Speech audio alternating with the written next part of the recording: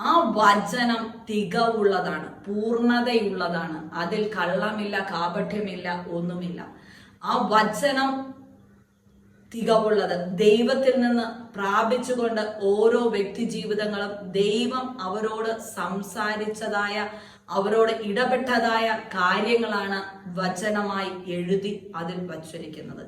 ദൈവത്തിന്റെ ശബ്ദമാണ്, ദൈവം തന്നെയാണ് വചനം. ദൈവത്തിന്റെ ആ വചനം തികവുള്ളതാണ്, പൂർണ്ണയുക്തയുള്ളതാണ്. ആ ദൈവത്തിന്റെ വചനത്തെ പ്രമാണിക്കുന്ന വ്യക്തി ജീവിതങ്ങൾ അനുഗ്രഹിക്കപ്പെടും.